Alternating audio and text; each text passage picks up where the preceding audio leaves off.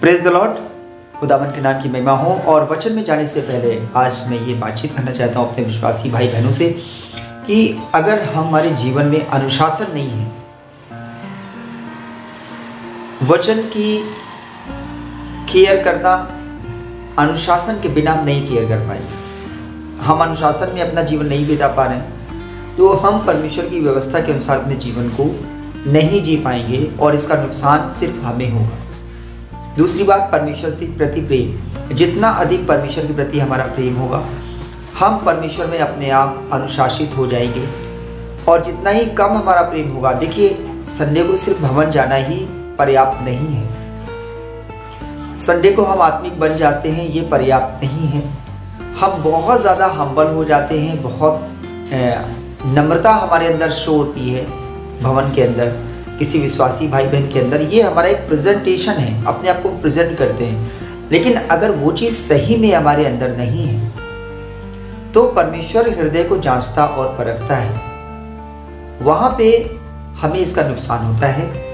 हम जो चीज़ पाना चाहते हैं वो प्राप्त नहीं कर पाते हैं। और विश्वासी भाई बहनों के लिए तो सबसे ज़्यादा ज़रूरी है कि वो बहुत केयरफुल, बहुत सावधानी से चलें, क्योंकि शैतान इस ताक में रहता है कि कब किसको फाड़ खाए। वो हमारी ही ताक में रहता है, क्योंकि उसे बिल्कुल नहीं अच्छा लगता है कि आप परमेश्वर के पवित्र शास्त्र के करीब आओ, आप बाइबल पढ़ो। शैतान को बिल्कुल नहीं अच्छा लगता है आप ऐसा जीवन जियो जो परमेश्वर को पसंद हो। शैतान आपसे नफरत करता है, वो आपको हमेशा हर वक्त, हर पल, हर समय गिराने की कोशिश करता है।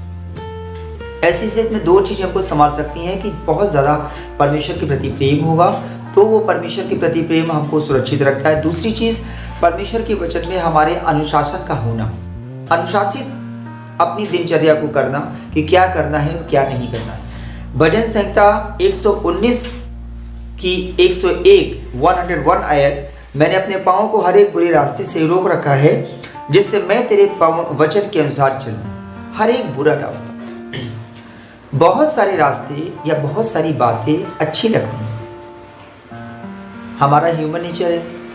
कभी कभी अरे थोड़ा सा टीवी देख लिया या थोड़ी सी बातचीत कर ली या बहुत सारी चीज़ें ऐसी जिसे मैं आपको कह नहीं पा रहा हूँ, लेकिन आप समझ रहे होंगे वो सारी बातें जो परमेश्वर की आत्मा को शोकित करती हैं, जो परमेश्वर की दृष्टि में बुरी हैं, वो सारी बातें वो सब गलत रास्तों पे ले जाती हैं। और आपको ही डिसाइड करना पड़ेगा कि मैं अगर परमेश्वर के साथ चलना चाहता हूँ तो हम ये निश्चित कर लें कि हमें सारे बुरे रास्तों, जो रास्ते हमको परमेश्वर से दूर ले जाते हैं, हमें इन्हें छोड़ना ही पड़ेगा। कोई रास्ता हमारे पास नहीं। मैंने अपने पाँव को हर एक बुरे रास्ते से रोका जिससे मैं तेरे वचन के अनुसार चले। जब आप ये डिसाइड कर लेंगे कि नहीं भाई मुझे इस रास्ते पर नहीं चलना है, आनंद तो देता है भाई, जो रास्ता आपको आनंदित दे रहा है, आनंदित कर रहा है, तो ज़रूरी तो नहीं है कि वो आपको परमेश्वर के रास्ते पे चलाए। वो भटका सकता है आपको। संसार का आनंद आपको परमेश्वर से दूर ले जाएगा। वो एडल्ट्री में भी हो सकता है, वो लालच के रूप में हो सकता है, वो किसी भी रूप में आ सकता है। लेकिन आप इस चीज़ को समझोगे कि इस चीज़ से मैं दूर हो जाऊंगा, मैं इस काम को करूंगा तो ये गलत है। अनुचित काम, हर एक का अनुचित काम।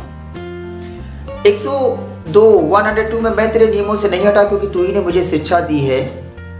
और यहाँ पे मैं 105 वचन पढ़ना चाहूँगा कि तेरा वचन मेरे पाँव के लिए दीपक और मेरे मार्ग के लिए उजाला है। हमारे पाँव के लिए दीपक का मतलब हमको रास्ता दिखाने वाला है वचन। अगर आप वचन के अलावा किसी और तरीके से रास्ता देख रहे हैं, अपनी समझ के अनुसार रास्ता देख रहे हैं, तो भाइयों बहनों आप धोखा खा जाओगे, आप परेशानी में पड़ने वाले हो। 106 आयत में लिखा है कि मैंने शपथ खाई और ठान लिया है कि मैं तेरे धर्म में नियमों के अनुसार चलूंगा। मतलब डिसाइड तो हमको ही करना पड़ेगा। आप जब तक ये डिसाइड नहीं करते हो ना, ये जो मन होता है ये बहुत ज़्यादा चंचल होता है।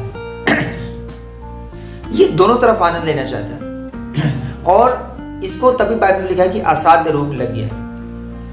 इस चंचल मन का कोई भी इलाज नहीं है। इसका सिर्फ एक इलाज है कि आप इसके अनुसार अपने जीवन को ना चलाएं। शरीर के कामों के अनुसार मन ना लगाएं। शरीर के अनुसार चलेंगे तो हम परमेश्वर से दूर हो जाएंगे और शैतान हमको मार गिरा देगा। आज नहीं दिख रहा है तो आने वाला समय आपका बुरा हो जाएगा। तो बेहतर ये है कि बुरा समय आ जाए उससे पहले अगर हम सचेत हो जाते हैं तो ये बेहतर है कि बुरा समय आने के बाद परमेश्वर के सामने घुटने टेकें, क्षमा मांगें। उससे ज़्यादा बेहतर ये है कि वो समय आने से पहले परमेश्वर हमको सचेत कर रहा है, परमेश्वर का कलाम हमको सचेत कर रहा है, हम पहले से अपने आप को उससे दूर करें। और जब आप परमेश्वर के वचन के अनुसार चलेंगे तो आपका जीवन सुरक्षित रहेगा और कहीं सुरक्षा नहीं है। विश्वासी भाई बहनों की कहीं सुरक्षा नहीं है। बहुत सारे ऐसे काम हैं जो भले हैं, अच्छे लगते हैं और जो हमारी दृष्टि को बहुत अच्छे लगते हैं, जो हमारे को कानों के ज़रिए सुनने में बहुत अच्छे लगते हैं, जो हमें मन के ज़रिए अच्छे लगते हैं। लेकिन उन सभी अच्छे कामों में या ये देखिए, आप एग्जामिन करिए कि कहीं ऐसा कोई काम ना हो रहा हो जो हमको परमेश्वर से दूर ले जाए। अगर ऐसा कोई काम आप कर रहे हैं तो प्लीज़ स्टॉप कर दीजिए, उसे रोक दीजिए। क्योंकि अगर आपका जीवन परमेश्वर के वचन के अनुसार नहीं है तो आप जितनी प्रार्थना कर लीजिए, आप जितना भवन में जाते रहिए, आप जितना आत्मिक बन जाइए, जितना ज्ञान आपको बाइबल का हो जाएगा उस सांसारिक ज्ञान से और वो उसको सिर्फ पढ़ने वाले ज्ञान से कि बाइबल के वचन को पढ़ के आपने कंठस्थ कर लिया है, बहुत अच्छे वचन बोल लेते हो मेरे भाई मेरी बहनों, कुछ नहीं होगा उससे। जब तक आपका रियल जीवन अंदरूनी जो हृदय में है वो आपका परमेश्वर के कलाम के अनुसार जब आप अपने जीवन को बदलोगे तो आप फिर बदलाव देखोगे। और वो सारे बदलाव तभी आ सकते हैं जब आप डिसाइड कर लो कि मैं परमेश्वर की व्यवस्था के अनुसार ही चलूँगा और कोई भी जितने भी काम हैं, जितने ओछे काम हैं, जितने बुरे काम हैं, इन सारे कामों को मैं बंद कर दूँ। उम्मीद करता हूँ मेरा ये वीडियो आपको पसंद आया हो। इसे दूसरे भाई बहनों तक पहुँचाइए जिससे कि दूसरे भाई बहन तक भी परमेश्वर का आशीष पहुँच सके। जय मसीह।